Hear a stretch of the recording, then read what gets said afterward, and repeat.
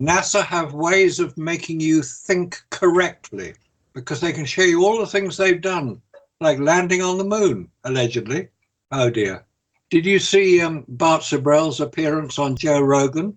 Yep. I thought Bart came across very well on that. Oh, yeah. No, he did. Joe was certainly challenging him, which is what Joe does, in a very polite and respectful way. Didn't Bart have to go to his studio? Don't you Yep. have to go to Joe Rogan's studio? Yeah.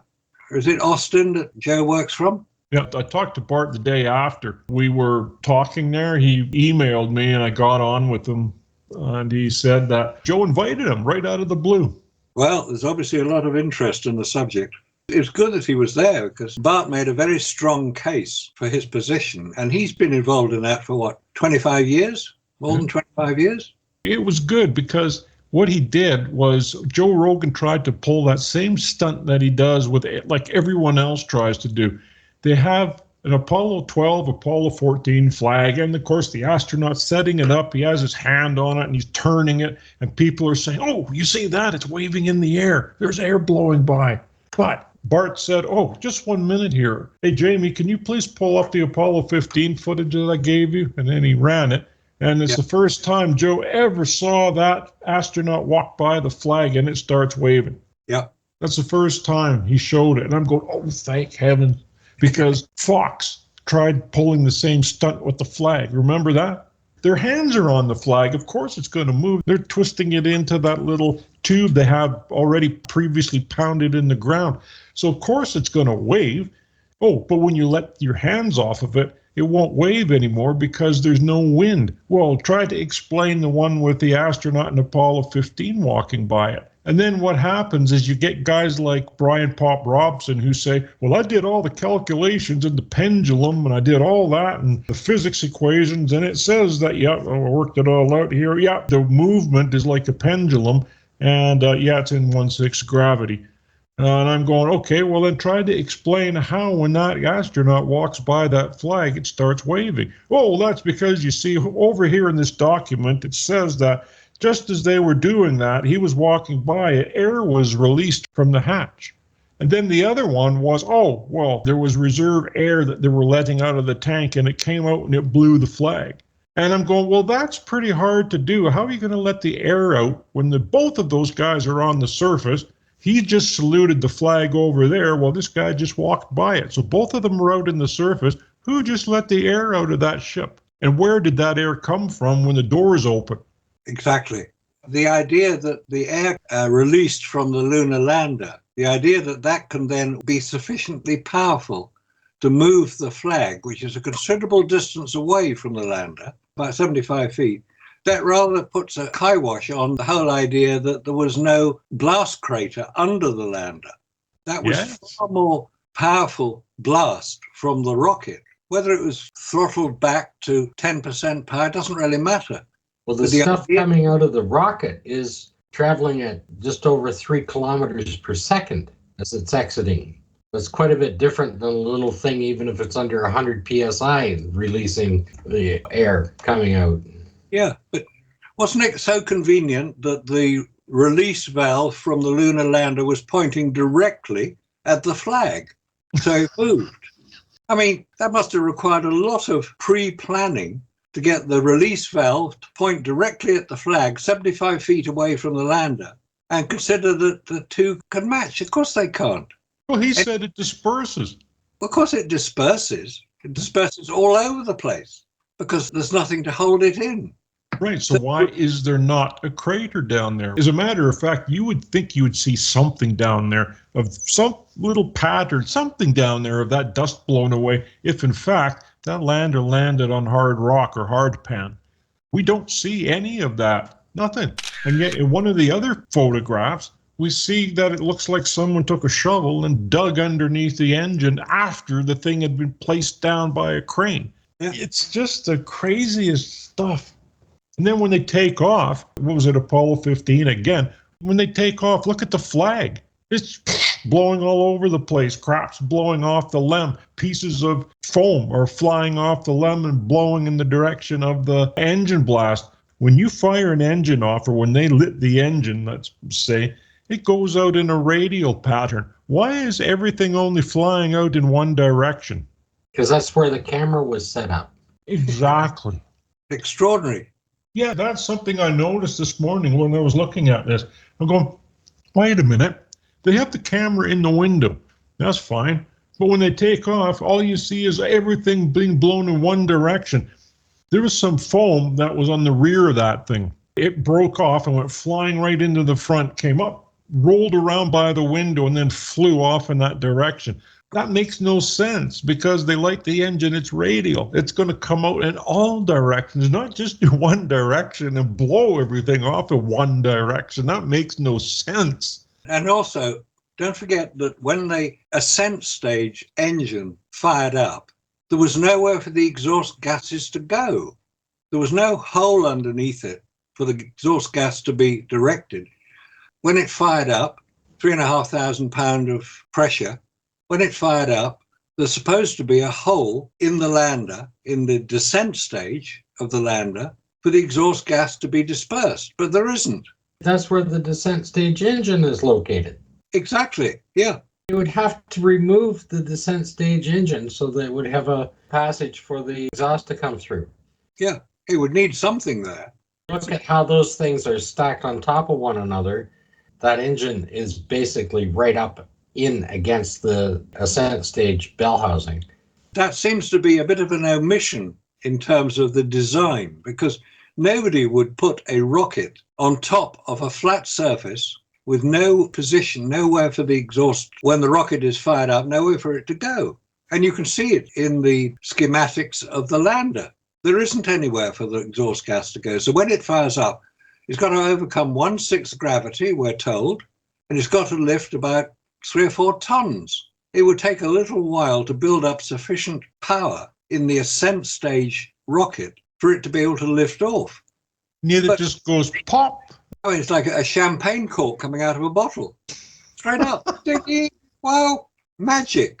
And we're not supposed to question it. We're not supposed to ask questions. That's all we do. We ask questions. How did this hypergolic fueled rocket engine of the Ascent stage have sufficient power to lift several tons of the Ascent stage against 1/6 gravity with nowhere for the exhaust to go? I mean, that's the whole point. That's what destroyed recent launches on Earth. They didn't have anywhere for the exhaust to go, so the launch site got badly damaged. Oh, I have a great idea. I have a fantastic idea to solve that. Why don't they just put down one of those deflector shields that they had for the V2 rockets like I showed in the last video? You know, you just go buy one and you place it right down and then the LEM can land on it and then you don't have any problem. That's probably what they did. In fact, that was the question that Peter Bassett asked me, trying to demonstrate how there wasn't any hole under a rocket launch. He said, well, look, the V2 rockets took off.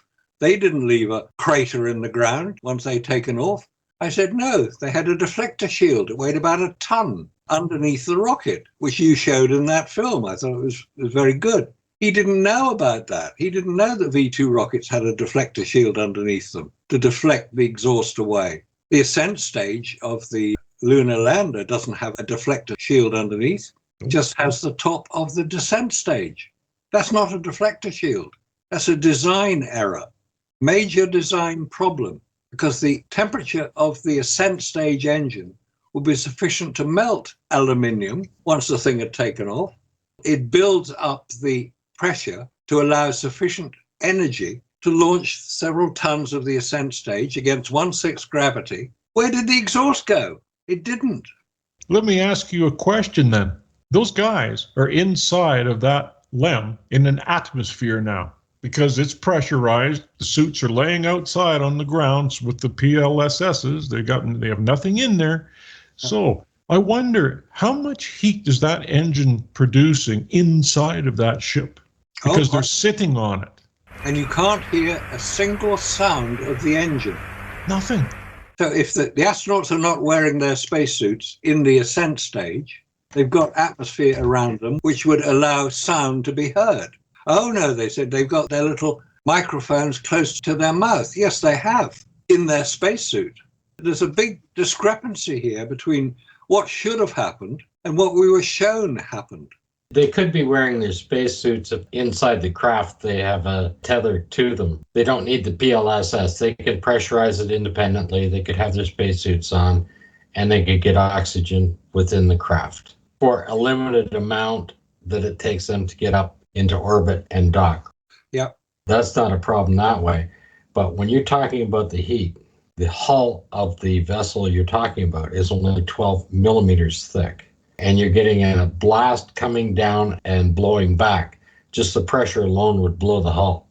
Yeah, it would. That's quite a powerful engine they're using, the 3,500 pound thrust engine. It's the speed that the exhaust is coming off at. Yeah. It's the expansion of the gases, which are 12,500 miles an hour is the expansion rate, which is much faster than the speed of sound. That's why you hear rockets taking off with that expansion rate, that you can't actually capture the sound correctly using a microphone because it's above the speed of sound. You get that crackling effect.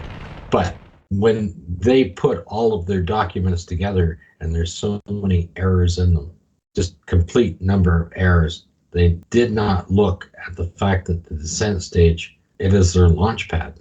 So they should be able to level it, number one. Number two, they need to have a deflector around to shoot the gases out around that engine, or remove the descent stage engine to have a path for the ascent stage for that to happen. Yeah. They also needed the deflector shields above that on the ascent stage so that no blast can go back up against the hull, that it can't push back because the hull was so delicate. Well, the hull just doesn't work, period. You can't pressurize that. You can't do anything in a vacuum. That's just a complete error. One of the other errors on the descent stage is when they landed, and it's in the documentation, that they used a explosive charge to get rid of any residual fuel in the descent stage tanks. And that's all fine and dandy to use an explosive charge to cut open a line to drain them. But to save weight, they use one charge and cut all four lines to the tanks together. So all four lines are together when they cut them. This hypergolic fuel, when they mix, it's going to light. Yep, that's true. And they just forgot about that part when they were designing that piece of it.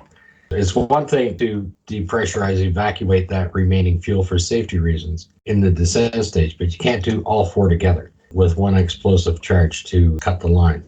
That doesn't work because it's going to light fire. You're going to see that. That's just while it's sitting there. After they landed, they vent the tanks. And to vent the tanks, they used an explosive charge and cut all four lines to the tanks, so they have to be right tight together.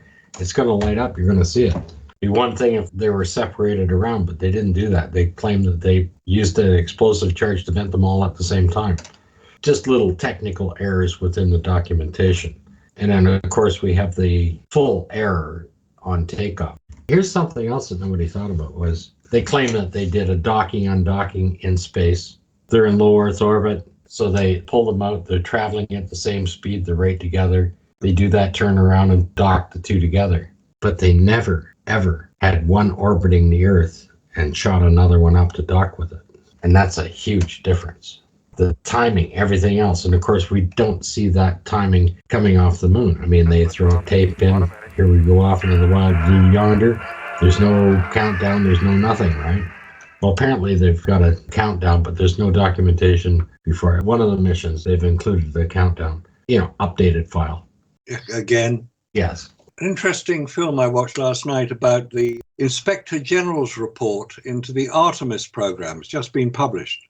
And one of the points they're looking at is the damage to the Orion heat shield on the most recent return of the Orion craft, which was after the Artemis 1 launch. And the heat shield was severely damaged. And they show the pictures of it. Great chunks coming out of the heat shield of the Orion craft. We're now going up to the 21st century. The return to the moon. The Orion craft, which is supposed to be Apollo 2.0, the photographs showing the heat shield after it returned to Earth, after the Orion craft returned to Earth, show great chunks torn out of the heat shield. Fortunately, it wasn't enough to destroy the craft. But an even more important point that the Inspector General's report highlights, which I'd never heard mentioned before. You remember the Orion craft and the Apollo craft are linked together to the service module. The Orion craft or the Apollo craft have to have large metal bolts linking. Oh, yes, where the two connect.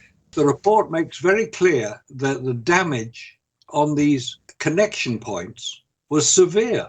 And you can see in the photographs that they published in the Inspector General's report that the hole through the heat shield to link the command module, in this case Orion, to the service module, virtually went through into the Orion craft. The heat's going to transfer through because you don't have any insulation, nothing. You don't have the heat shield isn't there. You got a piece of steel that has to connect with another piece of steel. So anybody saying that radiation doesn't harm humans, radiation comes from the sun. It damages humans. It damages our DNA.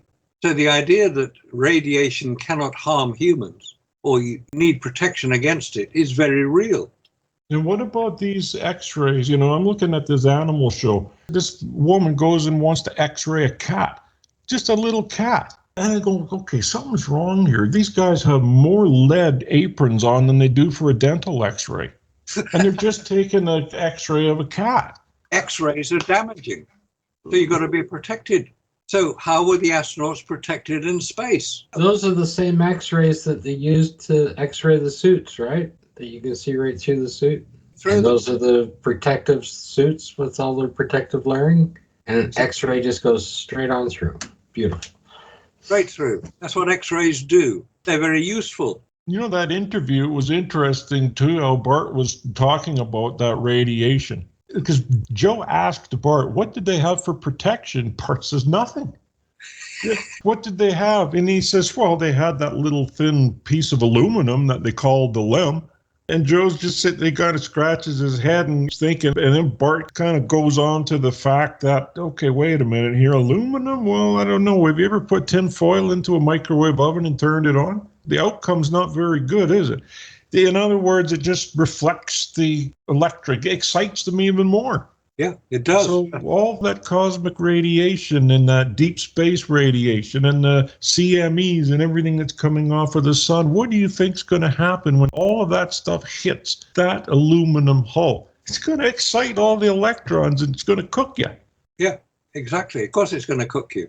And what the pro-NASA supporters say is it's different types of radiation, as if that dismisses it. Of course it's different types of radiation. Galactic cosmic rays, gamma radiation, X-rays, solar radiation, they're all different frequencies. Yeah, really nasty stuff. It's very nasty stuff. You're quite right. So what protection was offered to the astronauts? None. There is no protection in the spacesuits. Here's these beautiful Apollo spacesuits. They take an X-ray of it and you could see every stitch in that spacesuit right to the other side of the wall. Yeah, and that's going to protect them? When you start getting exposed to gamma rays, which are even higher frequency than X-rays, you're going to get serious problems for humans. Humans are not designed to survive in that type of environment. That's why we have protection here on Earth. The atmosphere, the Van Allen belts. Humans are not designed to go into space unprotected, but they weren't protected on Apollo. Well, gamma rays and that, they physically damage the cells in the body. Yeah, they do. Seriously, they damage the DNA. Another thing that we were discussing was these satellites to detect these coronal mass ejections, these CMEs. Well, when they place these satellites out there, like the SOHO, for example, the flare comes off the sun. Satellite detects it. Then it's going to take how long for that transmission to reach Earth so that somebody can do something about it? It's going to take 8 minutes. It's 8 minutes from the sun. That's right. Traveling at the speed of light. The first blast coming off an X-class CME is the radiation. If you put a satellite out in the Lagrange zone, the L zone, which is 1 million miles out from the Earth, and it has the early detection devices aboard on the thing, when it sends the signal back, it's only sending the signal back at the same speed that the radiation is arriving. So the radiation's going to get there the same time that they receive the signal. Yeah. So what happens to these poor people that are going to be supposedly floating around this gateway station? So a solar flare comes along and they're going to know about it at the same time that it hits them. So what good is it going to do? They have no chance to even hide anywhere. Well, they can't hide anywhere anyways, because all they're going to do is hide in a bunch of water containers, and they think that's going to work. I would like to know how they're going to get that water up there. Or are they going to urinate into bags and then push that inside the walls and call that radiation protection? Because I could see that coming next as an excuse. But even a million miles out there, even if it was giving you an early detection, which it can't, you're only talking about 10 seconds. Yes, but what about that article we were looking at yesterday that was going over such a thing? Remember the article? It said something about when these solar flares hit, it's going to cook you. Any astronaut that's outside on the lunar surface, or whether they're inside of a space station, or whether it doesn't matter, they're going to be cooked. So if you look at the second paragraph underneath the image, it says the electromagnetic radiation travels at the speed of light, reaching Earth in just over 8 minutes. Right? CME travels at a more leisurely pace, relatively speaking, right, and can take 15 to 19 hours to get here. But what good is that satellite sitting a million miles out? The serious radiation that's going to kill you is traveling at the same speed that you're going to be able to send the signal back. So there is no early detection. You can get the same information from Earth. You don't need to have a satellite out there whatsoever. Well, that's something to think about, isn't it? Yeah. I'd like to see how Phase and those clowns are going to explain that one. So, is there an actual satellite a million miles out? Well, it sounds impressive, doesn't it? And how hardened would it have to be? They're claiming like that satellite is completely hardened to handle this kind of stuff. And it's just been getting bombarded with CMEs in the last 6-8 months or year, actually, right? We've had quite a few. And one that's at this level that we just had. The Aurora Borealis was absolutely incredible right around the world. It was. I saw it down here in England, South England. You can see it in London, right? Yeah, see it in London. Yeah. So what was happening on the International Space Station? They must have had a wonderful view of it. They should have shut down and hid behind all their excrement bags, covered themselves in it, And they probably got stuck around the water bottles to make sure it didn't hurt them. The problem is they have zero warning for the radiation. Well, that's true. And that's what this article is stating, right? The radiation comes out at the speed of light. So the early detection can't give you an early detection because you can only send the signal. Doesn't matter how far you put that satellite out there. It can't travel any faster than, it's probably a delay because it has to analyze it first and then send it, or get fried in the process. 10 seconds is nothing. Well, it's not even enough time to get around the water bottles, is it? No. Assuming you've got them all ready to get into. How are they going to get all that water up there in the first place? I mean, all of the fuel that they're going to be ferrying up there, according to Destin at Smarter Every Day, it's going to take 15 to 20. And if you take a look at what Thunderfoot put up, it's going to take 30 now to get to the moon and back. That's just the fuel. Well, what about the water? It weighs the same. There's not much difference in weight. So what are they going to do for water? Are they going to ferry up another, 10 of these starships filled with water? Or are they going to claim that they can just make it out of the oxygen that they already have in the system, and they just make water out of thin air like they do everywhere else? Or maybe they use their urine. Well, yeah, that's what I said. That's going to be the next excuse. They're just going to fill up the urine bags and then place it inside the wall. And then when the CME hits, to go hide. Well, that'll be the next one for the lunar station, gateway station. That's how they're going to do it. You watch. Because they don't have any other excuse. I still don't understand why they need all these, was it 15 different rocket launches to fuel the thing? Why do they need them? I haven't explained that yet. Why didn't they need them before? Exactly. Apollo didn't need them. Interesting, that. Didn't need a gateway station either. No, they didn't. Maybe they found actually do need a gateway station, and Apollo was fake. Yeah, but look at what happened with Werner von Braun. He said the same thing. Yeah, look at his space station. That's where they go to refuel the ships. You see all the little fuel pods on the outside of the station, and their ships are backing up to it and refueling and then going to the moon. Well, the space station he's showing is a round circular space station, somewhat like Space Odyssey 2001. That's where you go to refuel. And all that fuel has been ferried up already, and this station is orbiting the moon. With, of course, no shielding or anything like that. So all these meteorites and micrometeorites are going to come and smash their way right through their Whipple shield or no Whipple shield. Right? Yeah, we're talking about how many times faster than the speed of a bullet that those little microparticles are going. And what about the astronauts on the surface of the moon? A Whipple shield and all those layers that they built up in the Apollo spacesuit that we see them doing on these videos, you tend to tell me that's going to work against a guy firing a little particle at that spacesuit? I've never seen them do it. Now, that's another thing we haven't seen them do yet, have we? Firing something at that spacesuit to see if it doesn't go through to the other side.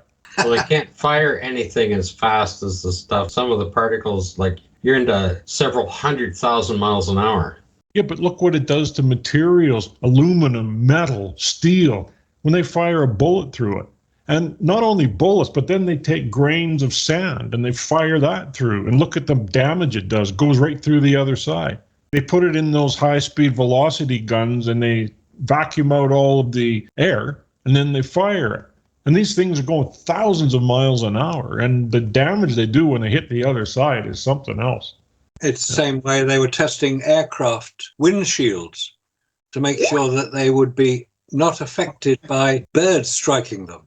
So they fired these chickens at them, and they all shattered, completely shattered. They said, no, you're not supposed to fire frozen chickens at them, live ones. Yeah, and then everybody went to Swiss Chalet.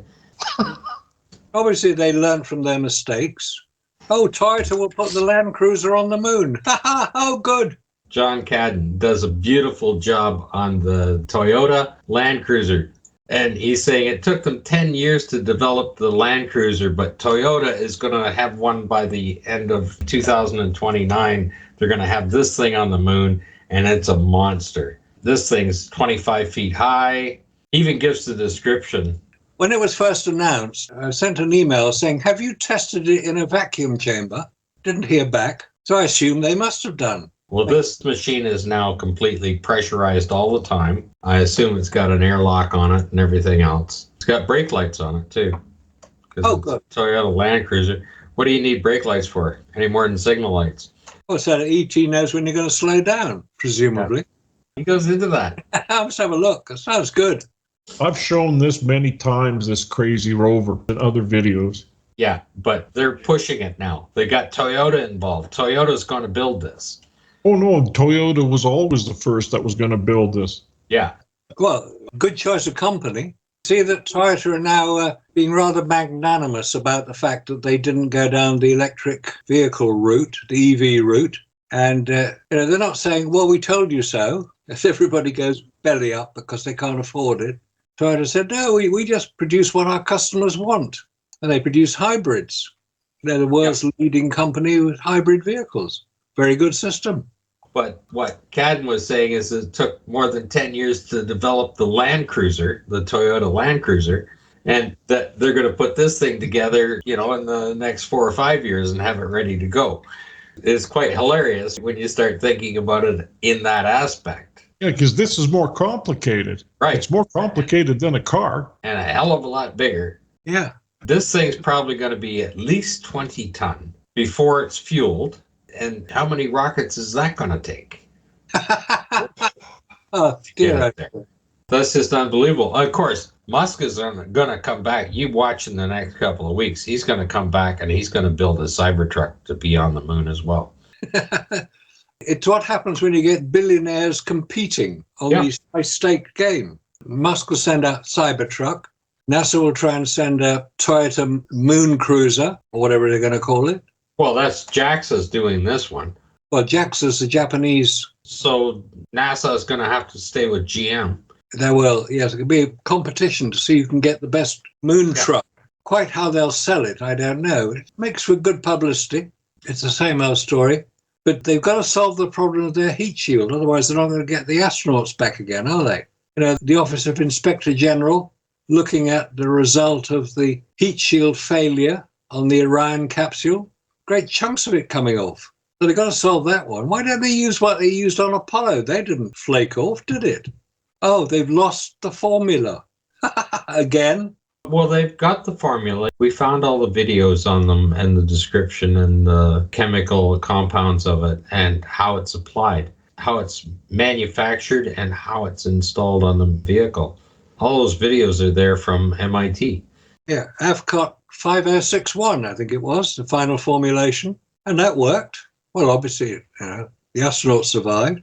Very few people actually know that the way that the service module of any spacecraft is connected to the command module, people don't know how that works. You get steel bolts going through the heat shield to hold the service module and the command module together while they're in space. And they're bolted together, and when they separate, they use explosive bolts to separate them. But you've still got the bolt going through the heat shield. So how do you get around that? Because the bolt will burn off much faster than the heat shield will. You just get one hole in the wrong place, which happened on Columbia, and the whole thing is destroyed. Same thing with a command module. You get a hole in the heat shield, unless it's properly sealed, which it obviously wasn't on the test, and the thing is actually destroyed by the heat.